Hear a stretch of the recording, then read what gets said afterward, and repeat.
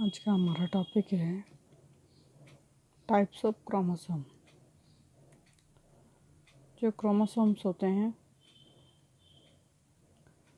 उनकी टाइप्स तीन प्रकार के बताए गए हैं। सबसे पहला है सेक्स क्रोमोसोम्स, दूसरा है स्पेशल टाइप की क्रोमोसोम जिसके अंदर हम लैम्प ब्रुश क्रोमोसोम्स और पॉलीटीन क्रोमोसोम्स के अंदर शामिल करते हैं।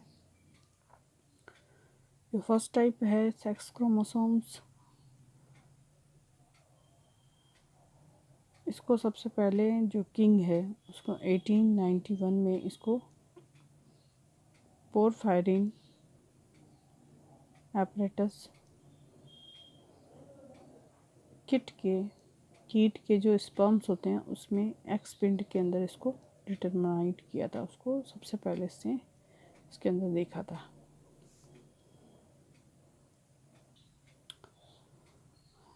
इसमें C.E. मैकलन है जिन्होंने 1902 में इन जो क्रोमोसोम या एक्स बॉडीज़ होती हैं जिन्हें सेक्स डिटर्मिनेटर कहा गया था, वो फीमेल में एक्स होती हैं और क्रोमोसोम होता है, और मेल के अंदर जो क्रोमोसोम्स होते हैं वो XY क्रोमोसोम्स होते हैं। ये पेयर है वो मेल गैमेट्स एन हैप्लॉइड्स होते हैं और फीमेल गैमेट्स भी है वो एन हैप्लॉइड्स हैं, जिनकी फ्यूज़न से 2N जाइगोट का निर्माण होता है, जिसे हम XY जाइगोट, XX जाइगोट कह सकते हैं, जिसके अंदर 2N सेल्स होती हैं। ये सेक्स का डिटर्मिनेशन करता है, इसलिए ये सेक्स क्रोमोसोम्स कहलाता है। XY क्रोमोसोम सेक्स क्रोमोसोम कहलाता है। इसको अगर हम हिट्रोसोम्स या जिसको हम एलिलोसोम्स भी कहते हैं या जिसको आइडियोसोम्स भी कहते हैं के अंदर ये पाया जाता है। जैसे इसको हम 3 क्लासेस के अंदर डिवाइड करते हैं। सबसे पहला है जो इन्वायरमेंटल सेक्स डिटर्मिनेटर, और दूसरा जो है वो क्रोमोसोमल सेक्स डिटर्मिनेटर, और तीसरा जो है वो क्लास है उसकी है जेनेटिक सेक्स डिटर्मिनेटर, जिनके कारण लिंग का निर्धारण होता है। सबसे पहला आता है एनवायरमेंटल सेक्स डिटर्मिनेटर, जिसके अंदर जैसे एनवायरमेंटल होते हैं वो फैक्टर्स जो होते हैं वो सेक्स की डिटर्मिनेशन को इफ़ेक्ट करते हैं। जैसे हैं टेम्परेचर है, लाइट है, डे की जो लेंथ है वो, इसके अलावा जो केमिकल्स है जैसे इथाइलिन है, कैल्शियम है,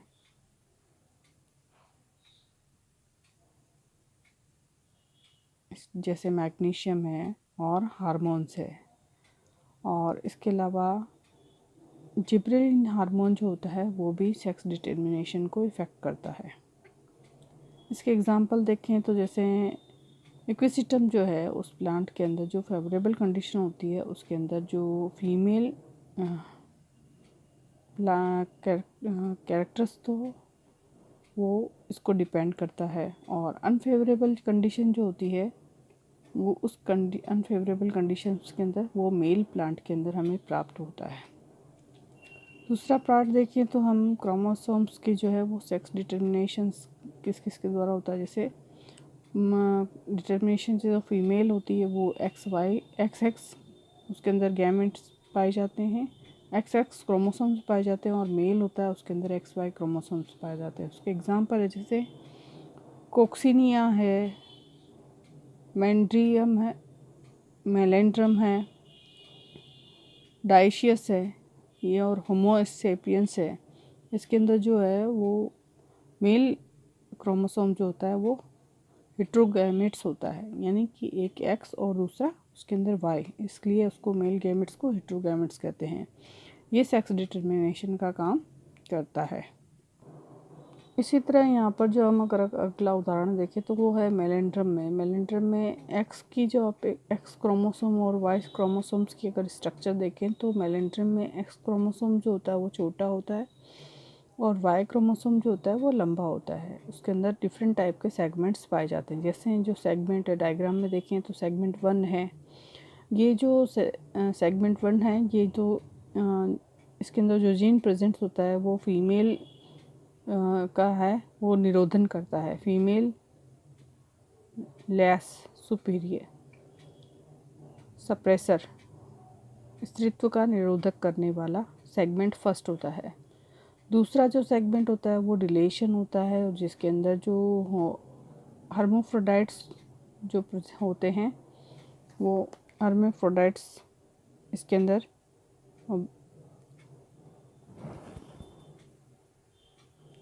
जिसके अंदर डिवीज़न फर्दर डिवीज़न इसके अंदर पाया जाता है। और इसके अलावा जो सेकेंड पार्ट आता है उसके अंदर ये एंथर सैक के डेवलपमेंट को रिलेटेड करता है। थर्ड पार्ट के अंदर जो है वो एंथर सैक की जो ये मैच्योरिटी और फर्टिलाइजेशन को ये डिनोट करता है, ये उसका प्रतिनिधित्व करता है। और वाई क्रोमोसोम का जो चौथा पार्ट होता है वो होमोलोगस होता है, और ये एक्स पेयरिंग होता है, एक्स के साथ कंबाइन करता है, और ये एनाफेज फर्स्ट के अंदर ये सेपरेशन का काम करता है। एक्स क्रोमोसोम का जो फिफ्थ पार्ट होता है, जैसा कि डायग्राम में दिखाया गया है, वह फिफ्थ पार्ट ही सेगमेंट जो होता है वो नॉन होमोलोगस होता है, यानी कि वो वाई क्रोमोसोम्स के साथ सेट नहीं होता है, उसे नॉन होमोलोगस कहते हैं। ये जो डायग्राम में दिखाया गया है, ये देखो फिफ्थ पार्ट है, ये फीमेल सेक्स डिटर्मिनेशन का निर्धारण करता है, और जिसके अंदर फीमेल सेक्स डिटर्मिनेशन से रिलेटेड जीन्स इसके अंदर पाए जाते हैं। इसके अंदर ये हमने जो स्ट्रक्चर पढ़ी है वो मेलेंड्रियम में एक्स फैक्टर के और वाई क्रोमोसोम्स की स्ट्रक्चर को यहाँ पर पढ़ा है, जैसा कि डायग्राम में हमें यहाँ पर शो हो रहा है। मेलेंड्रियम में पाए जाने वाले एक्स क्रोमोसोम और वाई क्रोमोसोम का डायग्राम हम यहाँ पर देख सकते हैं। इसी प्रकार जो लिंग निर्धारण की जो दूसरी प्रक्रियाएं पाई जाती है, उसके अंदर जो दूसरी प्रक्रियाओं के अंदर जो है, जैसे अगर कंडीशंस होती हैं, सेकंड कंडीशन है उसके अंदर अगर एक्स और वाई क्या है फीमेल है, और एक्स एक्स अगर मेल है, तो उस कंडीशंस का एग्जांपल है जैसे फ्रैग्रेरिया, या जो स्ट्रॉबेरी होती है उसके अंदर सेक्स डिटर्मिनेशन का कार्य है वो फीमेल के द्वारा किया जाएगा, फीमेल गैमेट्स के द्वारा किया जाएगा। थर्ड कंडीशंस देखें तो उसके अंदर जो है वो एक्स एक्स यानी जो फीमेल है, और दूसरा जो मेल है उसके अंदर एक्स वाई और Y2 ये क्रोमोसोम्स उसके अंदर प्रेजेंट्स होते हैं मेल के अंदर। और इसका एग्जांपल है जैसे ह्यूमुलस जैपोनिका, और इसके अंदर जो एक्स क्रोमोसोम हो वो ऑटोनोमस होता है और सेक्स डिटर्मिनेशन के लिए ये रिस्पॉन्सिबल होता है।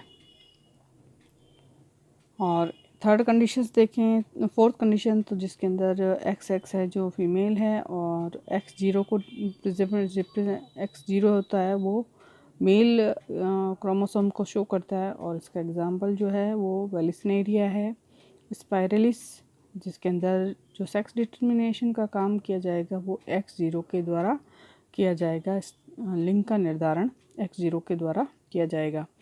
थर्ड टाइप जो हमने इसके अंदर पढ़ी है वो थर्ड टाइप आती है जेनेटिक सेक्स डिटर्मिनेशंस, यानी कि आनुवांशिक रूप से लिंग का निर्धारण जो है, जैसे कैरिपा पपाया के अंदर जो अंगूर में 3 विकल्पी जीन्स इसके अंदर प्रेजेंट्स होते हैं, जैसे फर्स्ट जिसमें कि स्मॉल m नॉन डोमिनेंट होता है, कैपिटल M जो डोमिनेंट होता है, और कैपिटल M2 जो है वो भी डोमिनेंट होता है। तो उस कंडीशंस के अंदर जो है M1 मेल डोमिनेंट के साथ M स्मॉल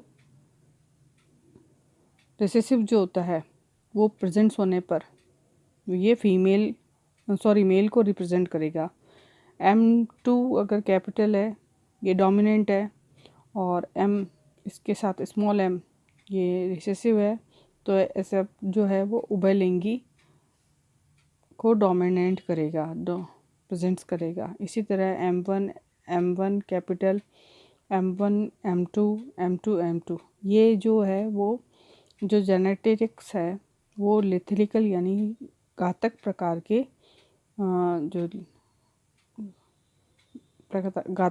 के जेनेटिक्स पीढ़ी को शो करते हैं।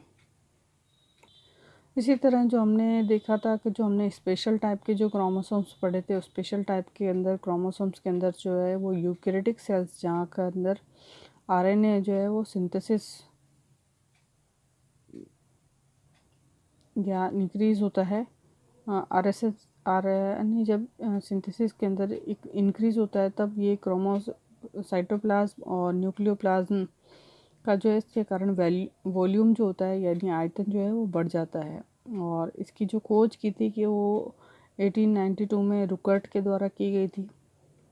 और ये पक्षियों और मछली यानी एवीज और फिशेस और एम्फीबियंस, और इसके अलावा ये कि जो एम्फीबियंस की जो oocyte सेल्स होती हैं उसके अंदर ये अर्धसूत्रण की डिप्लोटिन फेज के अंदर ये पाया जाता है। जैसे ड्रोसोफिला के